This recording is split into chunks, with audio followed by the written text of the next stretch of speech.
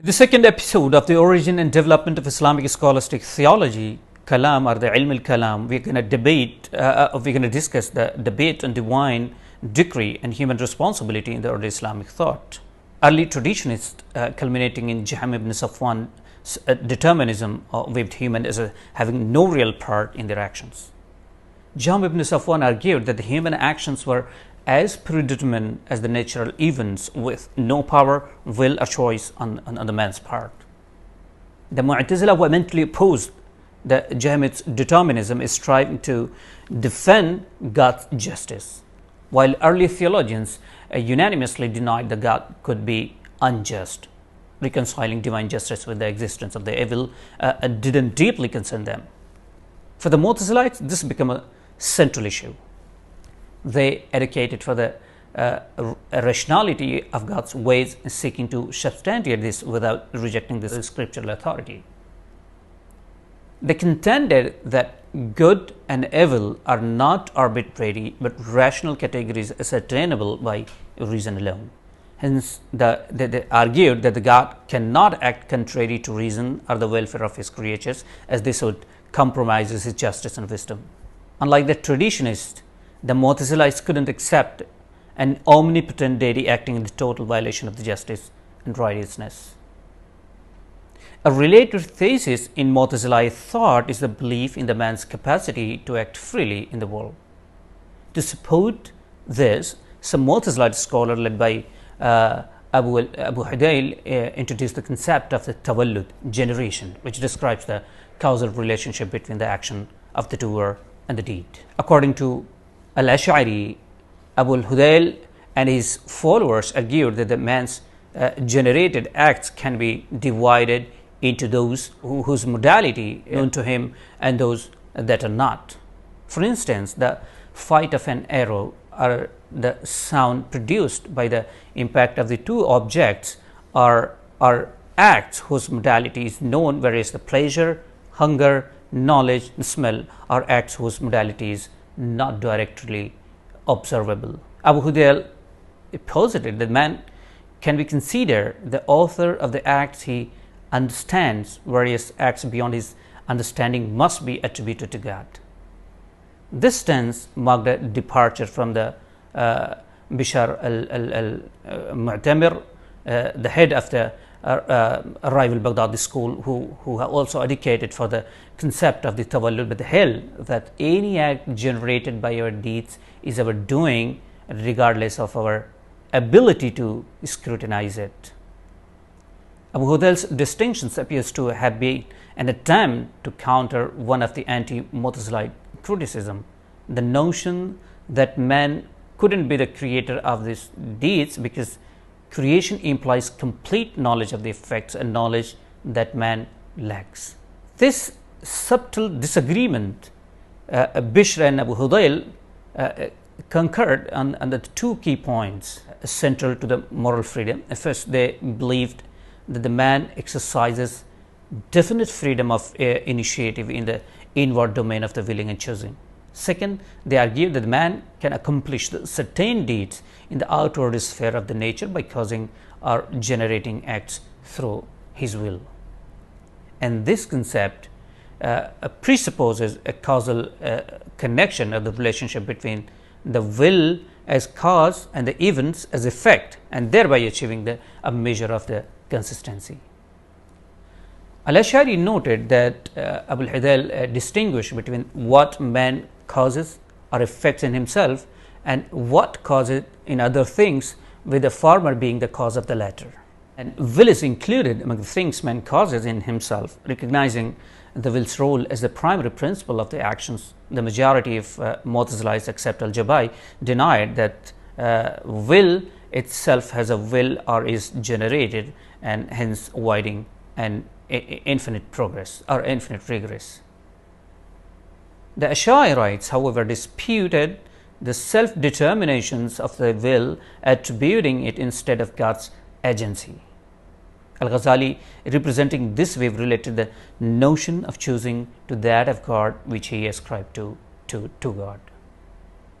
And in summary, the Mu'tazilites emphasize the man's freedom to act and generate deeds in the world while navigating the theological complexities of the divine justice and human responsibility. Their debates and distinctions aimed to reconcile human free will with the overarching the sovereignty of the God, offering a nuanced perspective on the ethical and theological issues.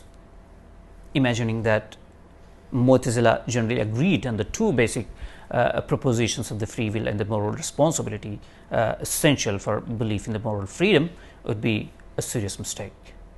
These two propositions are critical for any effective belief in the moral freedom. Although the Mu'tazila agreed on the reality of the free will, man's initiative in the inward world of the violation, their teachings diverge significantly on the second propositions, which involves man's capacity to act freely in the external world. This divergence sometimes jeopardized their ethical framework and undermined their claim to genuinely believe in the free will. To address the tension between the human capacity and the divine power, some Mu'tazilite thinkers such as al-Naẓẓam employed the various philosophical strategies. Al-Naẓẓam's concept of the inherent nature of the tab'a and God's initial creation of latent properties common that subsequently manifest externally. Zuhur sought to attribute every activity indirectly to God while directly attributing them to the secondary natural agents. This theory of Commune aimed to relieve God from the continuous task of intervening in the natural events without compromising his indirect sovereignty. However, this modified determinism didn't satisfy either the proponents of the divine omnipotence, such as Ibn Karam, and his followers are the advocates of human free will, like Bishr and Abu Hudayl. As a result, al-Naẓẓam faced significant criticism from both Mu'tazila and their opponents. Al-Naẓẓam's notion of tab'a as the decisive principle of the activity inherent in things followed the lead of Mu'ammar ibn Abad, a teacher of the Bishr bin Mu'tamir.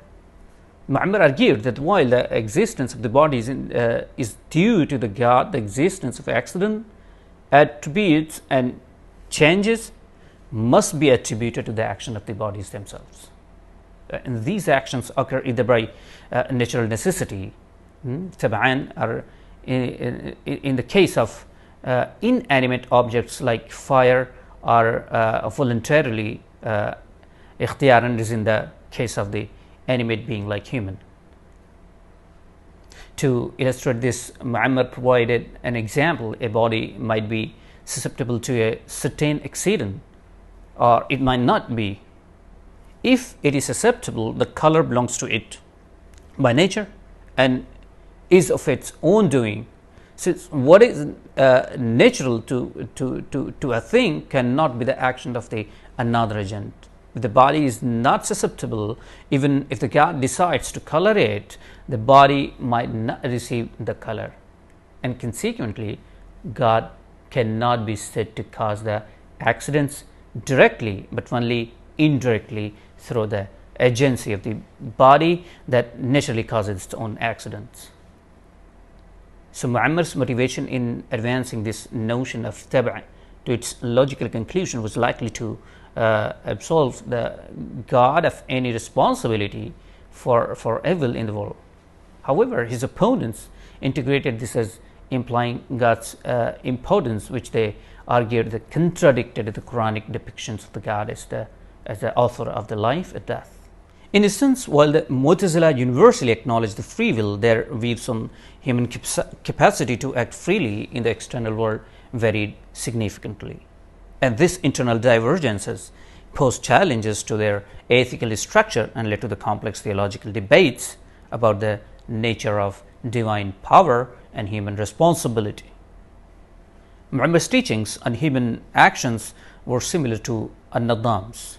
He viewed the man as a distinct entity from the body, endowed with the power, initiative, and knowledge, but without the properties of the movement, rest, development, or speciality. Man, according to the Ma'mar, is a invisible, untouchable, and imperceptible, operating over the body in a role of guardianship, tadbir, directing it through will without direct contact. Al-Ash'ari further elaborates that the Ma'mar considered man as a indivisible particle or atom directing the body through will without physical contact. Ma'mar like al-Naẓẓam believes that man could act in the inward world of the will fi nafsihi, and in possessing the knowledge, will hate and representations. However, he argued that the man couldn't accomplish anything in the external world. And according to him, everything generated in the natural world, such as motion, rays, color, taste, heat, and cold, is the result of the body's work determined by the natural necessity. And this we aim to absolve God of any direct responsibility for the events in the world, particularly evil, by attributing them to the natural processes rather than divine intervention or human action.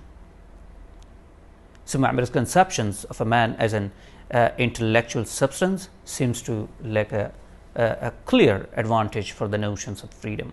While al-Naẓẓam shared a similar view of man, he managed to maintain the partial unity of man through the idea of the spirit commingled with the body. However, neither version of the body-spirit dualism resolved the moral dilemma faced by the Muslim theologians. Thumama bin Ashrash, another prominent figure in the school of Baghdad, took a different approach. Forced with the inscrutable nature of the moral action dilemma, he embraced complete agnosticism, considering the problem unsolvable. Thumama argued that the man acts only in the domain of the will and is incapable of doing anything outside the domain. And consequently, he questioned the responsibility for the effects of man's action. While Bishr and Abu al-Hudayl attributed these consequences to man, Ma'mar and al-Naẓẓam assigned them to nature, albeit with, however, with different nuances. But Thumama, however, took a radical stance, suggesting that the generated effects have no author at all. This position absolved both God and man of moral responsibility, but didn't offer a rational solution to the ethical dilemma. Here, friends, we conclude the episode, and let's join together in the next. Thanks for watching.